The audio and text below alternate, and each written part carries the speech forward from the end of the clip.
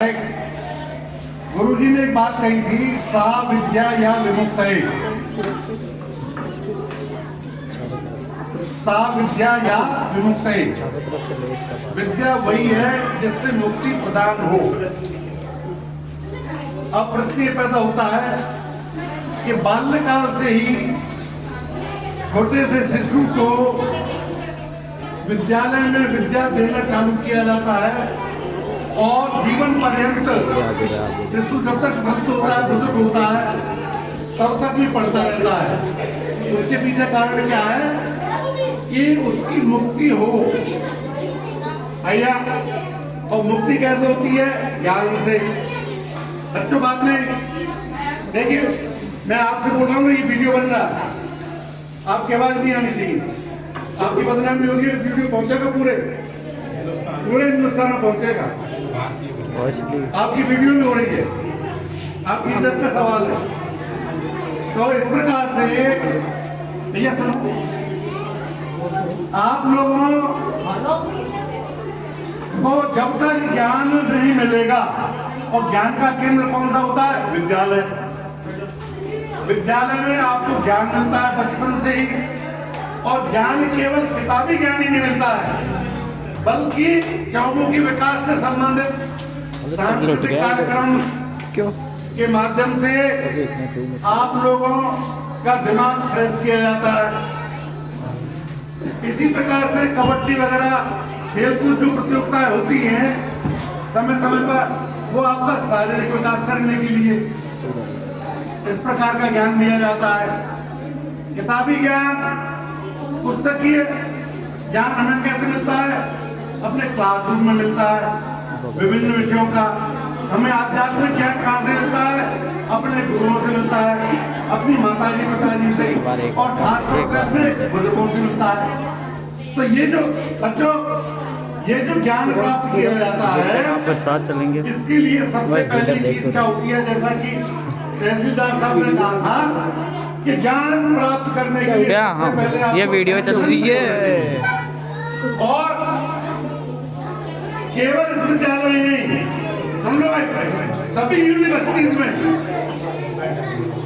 वार्षिकोत्सव से पहले सांस्कृतिक कार्यक्रम कराने के पीछे एकमात्र साइकोलॉजी यही है कि साल भर तक बच्चा जो किताबी प्रेशर के कारण परेशान रहता है, वो परीक्षाओं के टाइम पर जाकर के इतना मस्त हो जाए, इतना अपने आप। ये विभिन्न आयोजन जो हुए थे, जिससे विद्यार्थी की चिंता, फिक्र, थकावट बिल्कुल दूर हो जाए।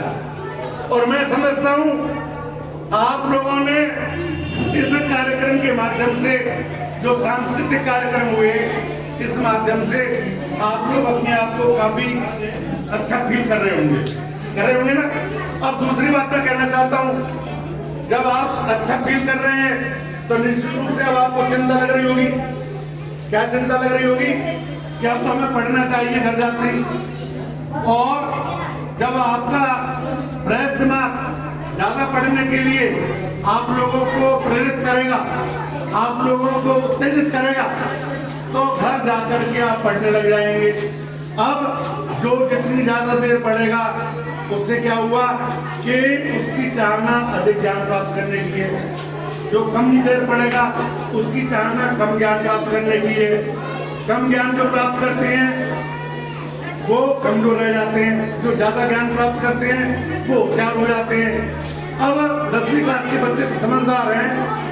आप ही बताइए, बोर्ड परीक्षाओं में ज्यादा ज्ञान प्राप्त करके अच्छे अंकों से उत्तीर्ण होना पसंद करेंगे, या कम पढ़ के हल्के फुल्के अंकों से उत्तीर्ण होना पसंद करेंगे? बताइए 10वीं क्लास वालों को।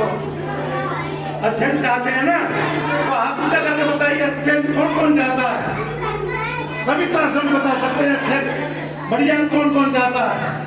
इधर वाले घटिया अंक चाहते हैं, आप सभी अच्छे अंक चाहते हैं। तो इसके लिए क्या करना पड़ेगा? आपको घर पर खूब पढ़ना पड़ेगा। आप हम यहाँ पर आए हैं, सुन लो भाई, हम यहाँ पर आए हैं, आप लोगों के ये बच्चे जो नहीं सुन रहे हैं, आप इनकी ओर न जाए।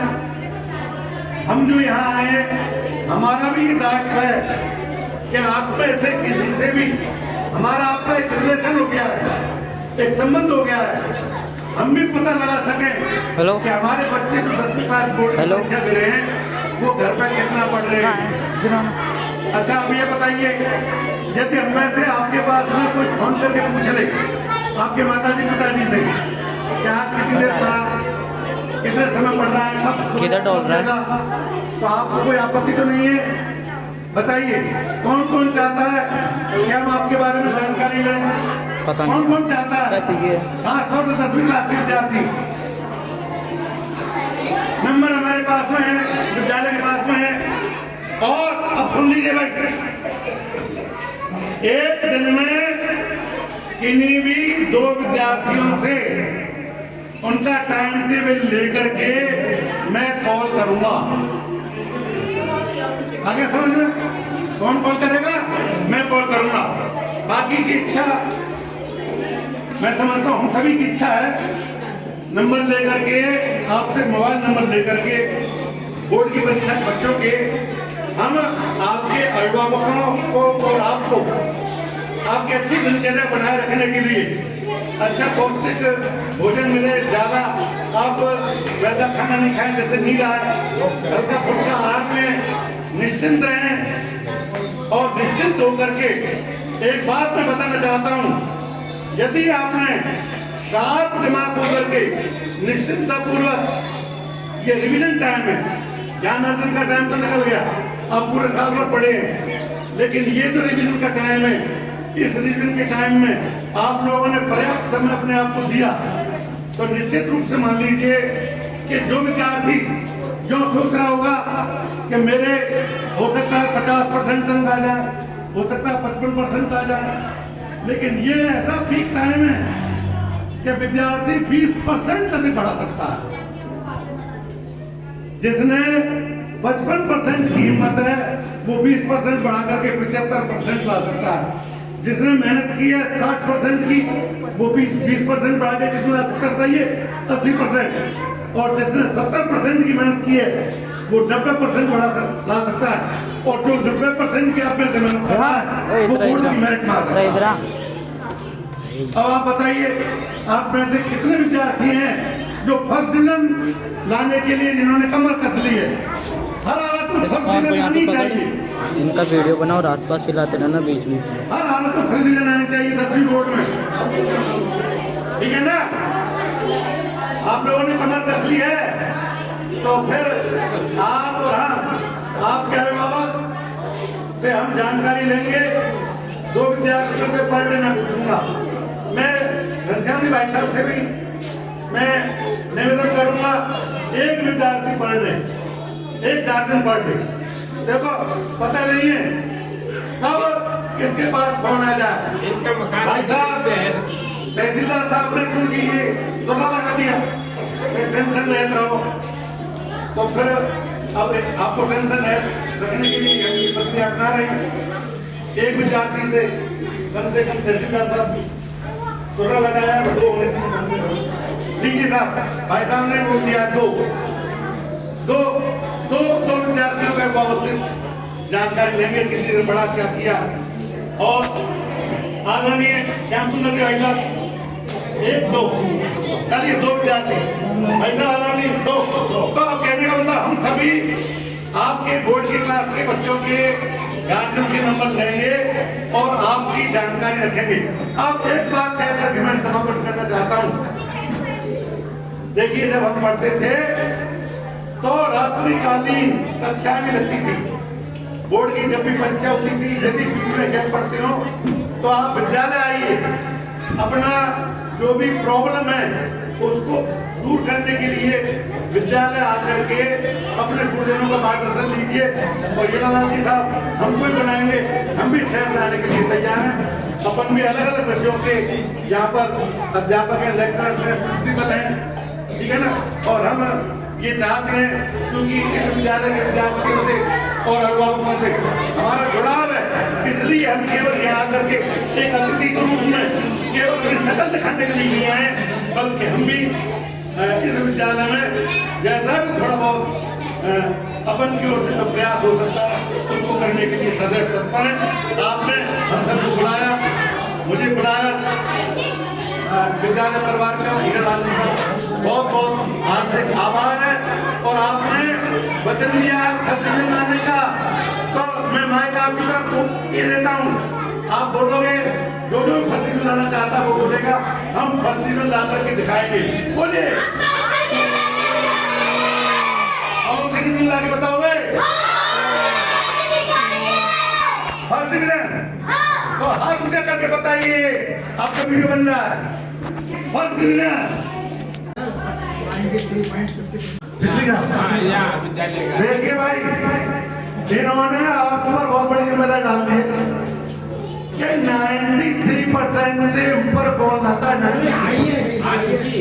93 पॉइंट सबसे आई थी, इस बार 94+ आनी चाहिए, 95+ आनी चाहिए, 95+ आनी चाहिए, 96+ आनी चाहिए। जो टॉपर है वो फर्स्ट डिवीजन से कब तक लाएगा ही नहीं। अगर सेकंड डिवीजन लाए तो इसका मतलब हुआ कि उनमें जोश की कमी है। और एक बात जरूर है, साल भर खुद पढ़े, परीक्षा में टाइम पर अगर आपने मान लीजिए हरामखोरी कर दी, लापरवाही कर दी, सब बराबर। और साल भर ना भी पढ़े और आप लोगों ने निश्चित होकर के और पूरी ताकत आपने झोंक दी पढ़ने पर, तो आपकी भक्ति को कोई नहीं रोक सकता। अब पास होने की, सेकंड डिवीजन की तो बात ही मत करो कभी, ठीक है ना। हम सबका आशीर्वाद आपके साथ है। बहुत बहुत धन्यवाद। लेकिन आशीर्वाद भी योग्य व्यक्ति करेगा, आप योग्य बने। आगे से धन्यवाद। आकांक्षा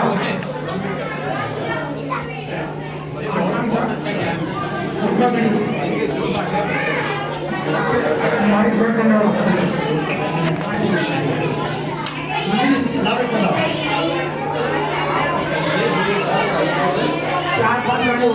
हाँ बेटा लो